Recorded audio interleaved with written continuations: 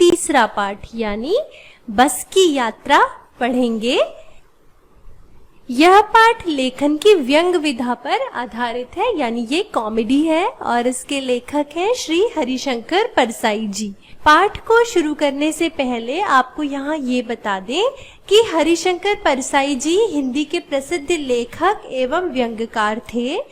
ये मध्य प्रदेश के रहने वाले थे और ये हिंदी के पहले ऐसे रचनाकार थे जिन्होंने व्यंग को यानी कॉमेडी को एक विधा यानी राइटिंग फॉर्म का दर्जा दिलवाया था।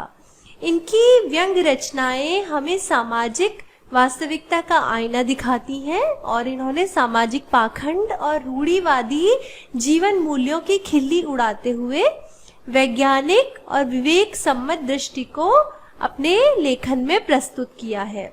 इनकी भाषा शैली में इतना अपनापन है कि पाठ को पढ़ते समय आपको ऐसा लगेगा जैसे कि आप इन सारी घटनाओं को अपनी आंखों के सामने होते हुए देख रहे हैं और लेखक आपके बगल में बैठकर आपको ये सारी बातें बता रहे हैं। इनके बारे में एक बहुत प्रमुख बात ये भी है कि देशबंधु अखबार में इन्होंने पाठकों के प्रश्नों का उत्तर देने के लिए अपना एक कॉलम बनाया था और आपको पता है उस अखबार की कितनी सारी प्रतियां हर दिन ऐसे ही बिक जाया करती थी, क्योंकि लोग सिर्फ उनके इस कॉलम को पढ़ने के लिए स्पेशली ये अखबार खरीदा करते थे। तो आइए अब हम भी इस पाठ को शुरू करते हैं जिसका नाम है बस की यात्रा।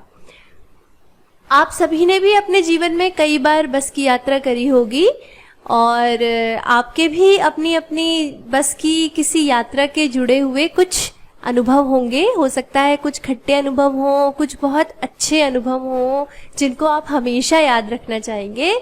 तो आज हम जो पाठ पढ़ेंगे उसमें हम लेखक की इस बस की यात्रा का अनुभव आपस में साझा करेंगे या उसके बारे में समझेंगे। जैसा कि मैं आपको पहले ही बता चुकी हूँ कि ये पाठ जो है वो कॉमेडी है यानी व्यंग है। तो आइए इस पाठ को पढ़ के हम भी अपने दिमाग को थोड़ा तरोताजा या हल्का करते हैं और जितने भी आपके दिमाग में पढ़ाई से जुड़े हुए या बाकी जो भी टेंशन है उनको हटाते हुए प्लीज आप इस पाठ को पढ़िएगा, तो आपको बहुत ज्यादा मजा आएगा। तो आइए पाठ को शुरू करते हैं। हम 5 मित्रों ने तय किया कि शाम 4 बजे की बस से चले। पन्ना से इसी कंपनी की बस सतना के लिए घंटे भर बाद मिलती है, जो जबलपुर की ट्रेन मिला देती है। सुबह घर पहुंच जाएंगे। हम में से 2 को सुबह काम पर हाजिर होना था, इसीलिए वापसी का यही रास्ता अपनाना जरूरी था। लोगों ने सलाह दी कि समझदार आदमी इस शाम वाली बस से सफर नहीं करते। क्या रास्ते में डाकू मिलते हैं? नहीं, बस डाकिन है। तो इस पहले पैराग्राफ में लेखक ने क्या बताया है कि वो 5 दोस्त हैं। तो वे पांचों दोस्त मिलके क्या निर्णय लेते हैं कि वे एक शाम 4 बजे की बस पकड़ लेंगे और जो कि उन्हें कहाँ पहुंचा देगी? पन्ना पहुंचा देगी। और फिर वहां से उन्हें सतना के लिए 1 घंटा वेट करने के बाद या 1 घंटा रुकने के बाद दूसरी बस मिल जाएगी और फिर सतना से जो वे दूसरी बस पकड़ेंगे वो उन्हें जबलपुर की ट्रेन पकड़ने में मदद करेगी, यानी उसकी मदद से वो जबलपुर की ट्रेन पकड़ लेंगे और सुबह अपने घर पहुंच जाएंगे। अब सुबह घर पहुंचना भी जरूरी है क्योंकि 5 में से 2 लोगों को सुबह अपनी ड्यूटी ज्वाइन करनी है, यानी अपनी नौकरी पर हाजिर होना है। इसलिए उन्होंने वापस जाने का यही रास्ता ठीक समझा, लेकिन लोगों ने उन्हें सलाह दी कि जो व्यक्ति समझदार है वो इस शाम वाली बस से कभी सफर नहीं करते। तो लेखक ने पूछा, क्यों? क्या रास्ते में डाकू मिलते हैं? मतलब रात की बस से सफर कर रहे हैं और बस जो है वो जंगल के रास्ते से होके गुजरेगी, तो इसलिए उन्होंने पूछा कि क्या रास्ते में डाकू मिलते हैं? तो लोगों ने कहा कि नहीं, डाकू नहीं मिलते। बस क्या है? डाकिन है, यानी बस जो है वो डाकुओं से भी ज्यादा खतरनाक है। अब आइए देखते हैं कि आगे क्या हुआ। बस को देखा तो श्रद्धा उमड़ पड़ी। खूब वयोवृद्ध थी, सदियों के अनुभव के निशान लिए हुए थी। लोग इसलिए इससे सफर नहीं करना चाहते कि वृद्धावस्था में इसे कष्ट होगा। यह बस पूजा के योग्य थी, उस पर सवार कैसे हुआ जा सकता है? तो लेखक क्या बताते हैं कि जब उन्होंने बस को देखा तो उन्हें ये समझ में आ गया कि लोग ये क्यों कहते हैं कि बस डाकिन है, यानी बस किसी डाकू से भी ज्यादा बढ़कर है। क्यों? क्योंकि बस की हालत जो थी वो बहुत ज्यादा ही खराब थी। बस खूब वयोवृद्ध थी, यानी बस जो थी वो बहुत पुरानी थी। वयोवृद्ध शब्द जो होता है वो बूढ़े लोगों के लिए इस्तेमाल किया जाता है। वृद्ध मतलब बूढ़ा और वयोवृद्ध मतलब जो बुढ़ापे में भी कहाँ हो, एकदम अंतिम पड़ाव में पहुंच गया हो, उसे वयोवृद्ध कहा जाता है। यानी खूब बड़े, खूब बूढ़े जो इंसान होते हैं उनके लिए वयोवृद्ध शब्द का प्रयोग किया जाता है। तो ये शब्द उन्होंने किसके लिए प्रयोग किया? इस बस के लिए। यानी बस जो थी वो पुराने से भी पुरानी बस थी, बहुत पुरानी बस थी। और क्या था? सदियों के अनुभव के निशान लिए हुए, यानी उसको देख के लग रहा था कि वो बहुत ज्यादा चल चुकी है, उसे क्या है, यात्रा का बहुत ज्यादा अनुभव हो चुका है। मतलब वो बस इतना चल चुकी है कि अब वो चलने की हालत में नहीं है, इसीलिए लोग उस बस से सफर नहीं करना चाहते। आगे लेखक ने यहाँ पर व्यंग किया है। क्या किया है? लोग इसलिए इस बस से सफर नहीं करते क्योंकि वृद्धावस्था में इसे कष्ट होगा। यानी उन्होंने ये कहा है कि लोग इसलिए इससे सफर नहीं करते क्योंकि उन्होंने बस को बहुत बूढ़ा माना है।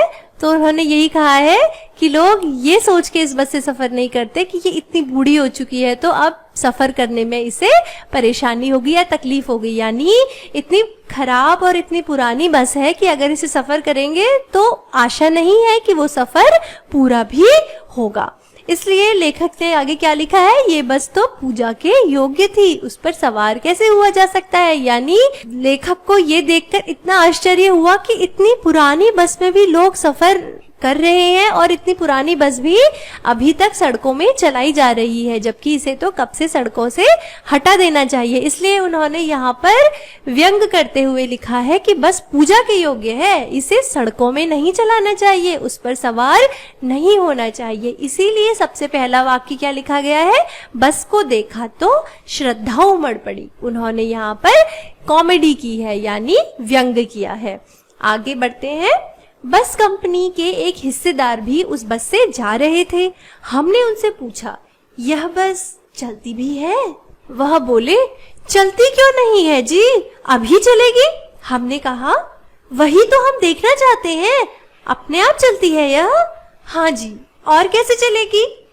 यानी कि यहाँ पर उस बस की कंपनी के एक हिस्सेदार, यानी कोई ऐसे व्यक्ति जो उस बस की बनाने वाली कंपनी में काम करते हैं, वो भी लेखक को मिल गए और लेखक ने उनसे पूछ लिया कि ये इतनी खटारा या इतनी पुरानी सी बस है, क्या ये सच में चलती है? तो वे बहुत ज्यादा अभिमान से बोले, हाँ जी, क्यों नहीं चलती, अभी चलेगी।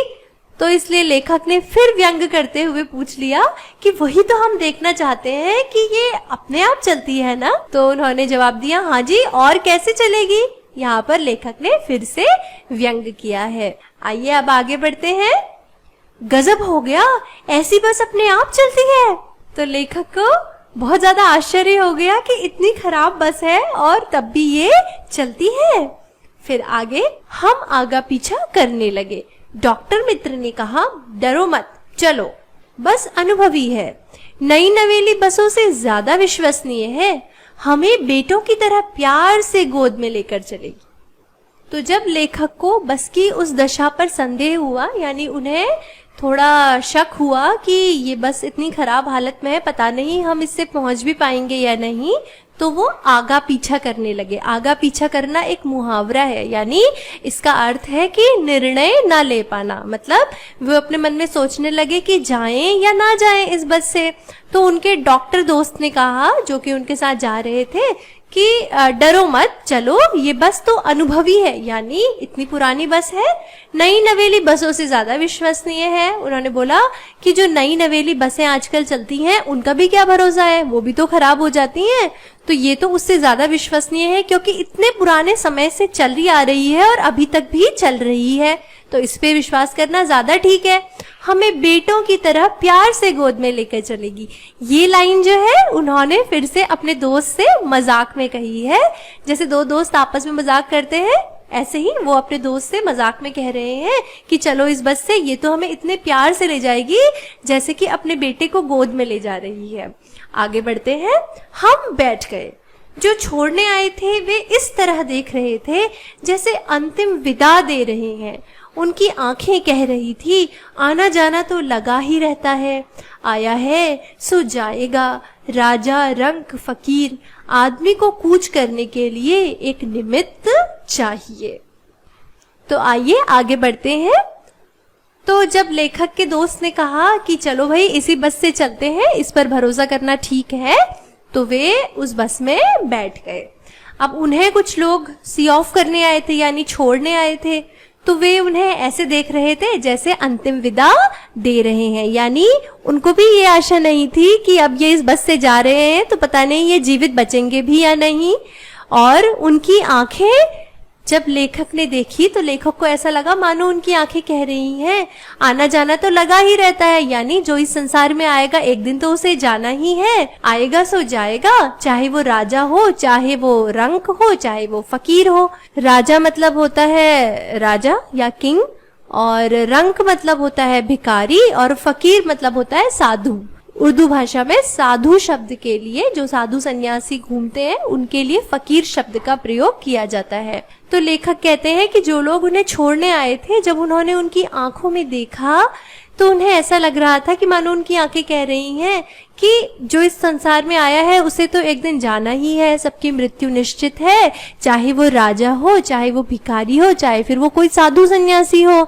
आदमी को कूच करने के लिए, या कूच करने के लिए यहाँ पर वैसे कूच का मतलब होता है चलना या किसी जगह के लिए प्रस्थान करना। तो यहाँ पर जो उन्हें छोड़ने आए थे लोग, क्योंकि वो उन्हें सलाह दे रहे थे कि उस बस से आप सफर मत कीजिए, क्योंकि उस बस से जाने में कोई पक्का नहीं है कि आप जीवित भी अपनी जगह पर पहुंच पाएंगे या नहीं। तो इसलिए यहाँ पर कूच करने का मतलब है कि मरने के लिए कूच करना या मृत्यु की तरफ कदम बढ़ाना।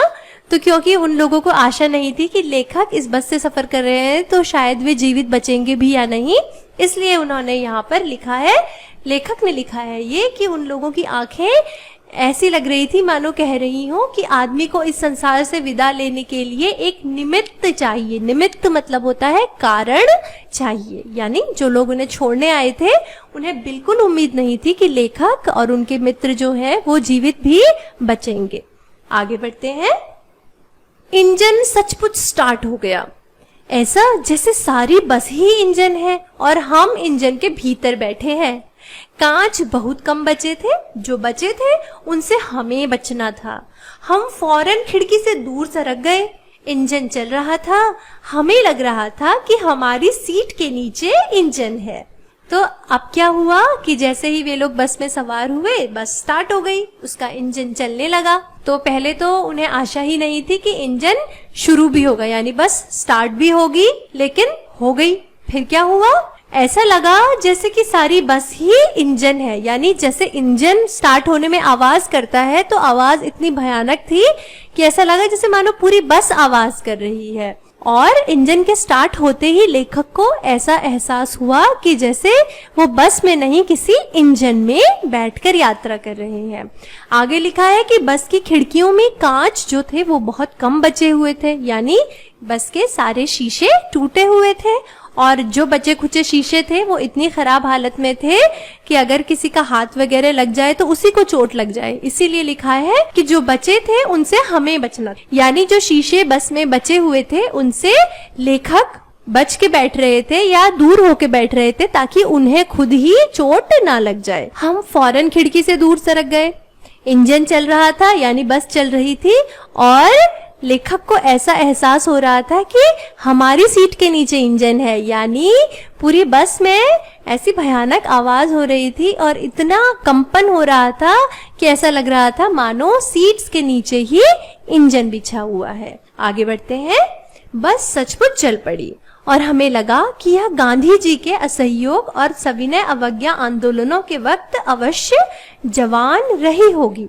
उसे ट्रेनिंग मिल चुकी थी, हर हिस्सा दूसरे से असहयोग कर रहा था। पूरी बस सविनय अवज्ञा आंदोलन के दौर से गुजर रही थी।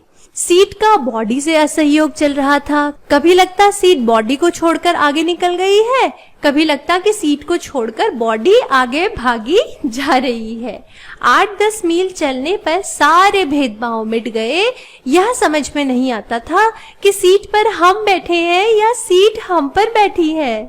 तो आगे क्या हुआ कि बस चलने लगी और लेखक को थोड़ी देर में ये एहसास हो गया कि बस ने चलने की ये जो अपनी ट्रेनिंग है ये कहाँ से ली है, महात्मा गांधी के असहयोग आंदोलन और सविनय अवज्ञा आंदोलन से।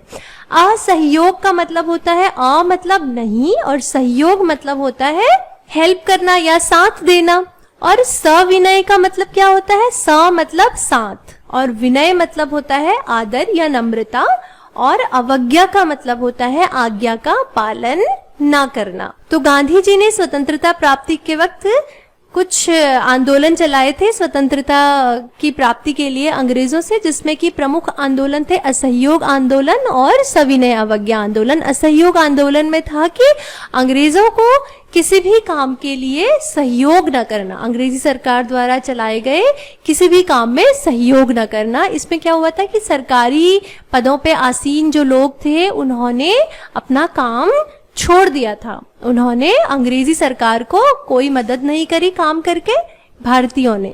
और साथ ही दूसरा आंदोलन चलाया था सविनय अवज्ञा आंदोलन, यानी विनय के साथ यानी आदर के साथ अंग्रेजी सरकार द्वारा दिए गए जितने भी आज्ञा या जितने भी ऑर्डर्स थे उनका पालन ना करना। तो गांधी जी के इस वाक्य का उदाहरण यहाँ पर लेखक ने क्यों दिया है, क्योंकि बस भी यही कर रही थी। बस का एक भी हिस्सा दूसरे हिस्से को सहयोग नहीं कर रहा था, यानी उसके पार्ट्स सारे अलग अलग दिशाओं में अपने अपने हिसाब से चल रहे थे, और दूसरा वो किसकी आज्ञा को नहीं मान रहे थे, ड्राइवर की आज्ञा को पूरी तरह से मान नहीं रहे थे। इसलिए लेखक ने लिखा है कि उसको चलने की ट्रेनिंग कहाँ से मिली होगी, गांधी जी के असहयोग आंदोलन और सविनय अवज्ञा आंदोलन से, क्योंकि हर हिस्सा दूसरे से असहयोग कर रहा था और पूरी बस जो थी वो सविनय अवज्ञा के दौर से गुजर रही थी। यानी बस जो थी वो ड्राइवर की यानी चलाने वाले की किसी आज्ञा का पालन नहीं कर रही थी, यानी अगर दाएं को स्टीयरिंग घुमाओ तो बस बाएं भाग रही थी, या पूरी तरह से ठीक तरीके से दाएं नहीं जा रही थी, या कुछ इस तरह का ही लेखक यहाँ पर बताना चाहते हैं। इसलिए उन्होंने लिखा है कि सीट का बॉडी से असहयोग चल रहा था, यानी बस की बॉडी अगर अपनी जगह थी तो सीट हिलडुल रही थी, और सीट अगर अपनी जगह फिक्स हो जाए, अपनी जगह रुक जाए तो बॉडी हिलने डुलने लगती थी, यानी बस का ढांचा हिलने डुलने लगता था। अब क्या हुआ, 8-10 मील इस तरह तो बस चली, लेकिन उसके बाद क्या हुआ कि सारे भेदभाव मिट गए, यानी जो इनके बीच में असहयोग चल रहा था वो भी खत्म हो गया। यानी उन्हें यही समझ नहीं आया कि सीट पर हम बैठे हैं या सीट हम पर बैठी, यानी सीट इतना उछल रही थी कि लेखक को यही समझ नहीं आया कि वे सीट पर बैठे हैं या सीट उन पर बैठी है। आगे बढ़ते हैं। फिर क्या हुआ, एकाएक बस रुक गई। मालूम हुआ कि पेट्रोल की टंकी में छेद हो गया है। ड्राइवर ने बाल्टी में पेट्रोल निकालकर उसे बगल में रखा और नली डालकर इंजन में भेजने लगा। अब मैं उम्मीद कर रहा था कि थोड़ी देर बाद बस कंपनी के हिस्सेदार इंजन को निकालकर अपनी गोद में रख लेंगे और उसे नली से पेट्रोल पिलाएंगे, जैसे माँ बच्चे के मुंह में दूध की शीशी लगाती है। तो फिर क्या हुआ, अचानक से बस रुक गई। अब बस के इस रुकने का कारण क्या था कि पेट्रोल की टंकी में छेद हो गया था और वहां से सारा पेट्रोल बाहर निकल गया था। तो ड्राइवर जो था बस का बड़ा होशियार था, उसने क्या किया, उसने बाल्टी में पेट्रोल रख लिया और नली लगाकर इंजन में पेट्रोल भरने लगा। तो उसकी इस हरकत को देखकर लेखक ने यहाँ फिर से व्यंग किया है। क्या व्यंग किया है, क्योंकि जब वो बस में बैठ रहे थे तो बस कंपनी का जो हिस्सेदार जो उनके साथ इस बस में सफर कर रहा था उसने क्या कहा था, उसने यही कहा था ना कि बस चलेगी, जैसे चलती है वैसे ही चलेगी। यानी लेखक को यहाँ पर उनकी इस बात को याद करके कहीं कुछ दिमाग में इस तरह का आया कि उन्होंने ये लिख दिया कि बस कंपनी के जो हिस्सेदार अभी तक इस बस की इतनी सिफारिश कर रहे थे, ऐसे सिफारिश कर रहे थे मानो वो बस उनकी क्या हो, अपने बच्चे की तरह हो। तो इसीलिए जब वो उसमें पेट्रोल खत्म हो गया तो लेखक ने फिर यहाँ पर जोक मारते हुए या व्यंग करते हुए लिखा है कि वो तो ऐसा सोच रहे थे कि बस कंपनी के हिस्सेदार थोड़ी देर में क्या करेंगे, बस के इंजन को निकालकर अपनी गोद में रख लेंगे और उसे वैसे ही पेट्रोल पिलाएंगे जैसे माँ अपने बच्चे के मुंह में दूध की बोतल लगा के उसे दूध पिलाती है। आगे बढ़ते हैं। बस की रफ्तार अब 15-20 मील हो गई थी। मुझे उसके किसी हिस्से पर भरोसा नहीं था। ब्रेक फेल हो सकता है, स्टीयरिंग टूट सकता है। प्रकृति के दृश्य बहुत लुभावने थे। अब क्या हुआ कि बस अब कैसे चलने लगी, जब उसमें पेट्रोल भर दिया गया ड्राइवर के द्वारा तो वह 15-20 मील की रफ्तार से चलने लगी। और लेखक क्या कहते हैं कि उसकी हालत को देखकर अब उन्हें पूर्ण विश्वास हो गया था कि उसका कोई भी हिस्सा भरोसे के लायक नहीं है। बस के किसी भी हिस्से में कभी भी कोई भी प्रॉब्लम या कोई भी दिक्कत आ सकती है, चाहे तो उसका ब्रेक फेल हो सकता है, चाहे स्टीयरिंग टूट सकता है या कुछ भी और बस ऐसे चल रही थी और दोनों तरफ प्रकृति के लुभावने दृश्य थे। फिर आगे दोनों तरफ हरे भरे पेड़ थे जिन पर पक्षी बैठे थे। मैं हर पेड़ को अपना दुश्मन समझ रहा था। जो भी पेड़ आता डर लगता कि बस इससे टकराएगी, वह निकल जाता तो दूसरे पेड़ का इंतजार करता। झील दिखती तो सोचता कि इसमें बस गोता लगा जाएगी। यानी बस जो थी वो ऐसे चल रही थी जैसे उस पे चालक का या ड्राइवर का कोई नियंत्रण नहीं है। और दोनों तरफ क्या था, सड़क के दोनों तरफ हरे भरे पेड़ लगे थे, बहुत सुंदर दृश्य था। लेकिन लेखक क्या कहते हैं कि बस की हालत इतनी खराब थी कि वो उन सुंदर पेड़ों को देखकर डर रहे थे और उन्हें अपना दुश्मन समझ रहे थे, क्योंकि खतरा ये था कि कोई भी पेड़ बस से टकरा सकता था। यानी बस इतनी बेहिसाब होके चल रही थी कि वो किसी भी पेड़ से किसी भी वक्त टकरा सकती थी। और इसलिए जब एक पेड़ निकल जाता तो वे दूसरे पेड़ को अपना दुश्मन मान लेते। इसी प्रकार यदि कोई झील दिख जाती तो लेखक को मन में ये लगने लगता कि कहीं हमारी बस झील में ही गिर ना पड़े। फिर क्या हुआ, एकाएक फिर बस रुकी। ड्राइवर ने तरह तरह की तरकीबें की पर वह चली नहीं। सविनय अवज्ञा आंदोलन शुरू हो गया था। कंपनी के हिस्सेदार कह रहे थे, बस तो फर्स्ट क्लास है जी, यह तो इत्तेफाक की बात है। फिर क्या हुआ कि इससे पहले तक चाहे वो खराब हालत में इधर उधर करके कैसे भी बस चल रही थी, लेकिन फिर क्या हुआ कि अचानक बस दोबारा से रुक गई। फिर बेचारे ड्राइवर ने बहुत तरह की कोशिशें की, अलग अलग तरकीबें लगाई, लेकिन बस नहीं चली। फिर क्या हुआ, लेखक कहते हैं कि जब वो नहीं चली तो उसने फिर से सविनय अवज्ञा आंदोलन शुरू कर दिया। यानी ड्राइवर की कोई बात ना मानना, यानी अब वो चल ही नहीं रही थी। फिर क्या हुआ, इतने में जो कंपनी के हिस्सेदार उनके साथ बैठे थे, जो कि उस बस कंपनी में काम करते थे या उसके हिस्सेदार थे, उन्होंने क्या कहा, बस तो फर्स्ट क्लास है, बस तो बहुत अच्छी है, ये तो इत्तेफाक की बात है, यानी ये तो कभी कभी हो जाता है कि ये बस आज नहीं चल रही है। फिर आगे क्या हुआ, क्षीण चांदनी में वृक्षों की छाया के नीचे वह बस बड़ी दयनीय लग रही थी। लगता जैसे कोई वृद्धा थक कर बैठ गई हो। हमें ग्लानि हो रही थी कि बेचारी पर लदकर हम चले आ रहे हैं। अगर इसका प्राणांत हो गया तो इस बियाबान में हमें इसकी अंत्येष्टि करनी पड़ेगी। हिस्सेदार साहब ने इंजन खोला और कुछ सुधारा, बस आगे चली। उसकी चाल और कम हो गई थी। तो फिर क्या कहते हैं लेखक कि क्षीण मने हल्की हल्की चांदनी में, यानी रात का समय है तो चांदनी चारों तरफ बिखरी हुई है और कैसी है, हल्की चांदनी है और वृक्षों की छाया हो रही है और उसके नीचे बस खड़ी है और लेखक को उस खड़ी हुई बस पर दया आ रही थी। उस बस को देखकर लेखक को ऐसा लग रहा था जैसे कोई बूढ़ी स्त्री, वृद्धा मने बूढ़ी स्त्री, बहुत ज्यादा थक कर कहीं पर बैठ गई हो। आगे लेखक ने लिखा है कि उन्हें ग्लानि हो रही थी। ग्लानि होना मतलब उन्हें पछतावा हो रहा था। क्या पछतावा हो रहा था कि इस बूढ़ी बस पर, यानी इस बेचारी बूढ़ी वृद्धा बस पर हम लद कर यानी चढ़कर चले आ रहे हैं। यानी ये इतनी बूढ़ी हालत में है और फिर भी हम इस पर चढ़कर चले आ रहे हैं। अगर इस कारण से कहीं इसका प्राणांत हो गया, यानी प्राण अंत हो गए, प्राण समाप्त हो गए यानी इसकी मृत्यु हो गई, तो इस बियाबान में, बियाबान मतलब सुनसान जंगल में, हमें इसकी अंत्येष्टि करनी पड़ेगी। अंत्येष्टि मतलब होता है अंतिम संस्कार करना। तो लेखक ने यहाँ पर फिर से व्यंग किया है या फिर से जोक किया है, फिर से कॉमेडी की है। क्या कॉमेडी की है कि उन्होंने यहाँ पर कहा है कि बस की हालत इतनी खराब थी कि उसे देखकर हमें ऐसा लगा जैसे कोई वो बूढ़ी स्त्री है और उसके ऊपर हम जबरदस्ती चढ़कर आ रहे हैं। अगर हमारे वजन के कारण कहीं उसकी जान चली गई या उसकी मृत्यु हो गई तो सुनसान जंगल में ही उसकी अंत्येष्टि करनी पड़ेगी। फिर आगे क्या हुआ कि जो बस कंपनी के हिस्सेदार थे उन्होंने इंजन खोला और उसमें कुछ सुधार किया और उनके सुधार की वजह से बस आगे चलने लगी। और कैसे चलने लगी? और ज्यादा धीमी चाल से चलने लगी। तो आज हमने कक्षा 8 की पाठ्य पुस्तक वसंत में दिया गया तीसरा पाठ बस की यात्रा का आधा भाग पढ़ा और अब इससे आगे का भाग हम अपने अगले सेशन में पढ़ेंगे। तब तक के लिए thanks for watching this video and for more such videos please subscribe to our channel. Thank you.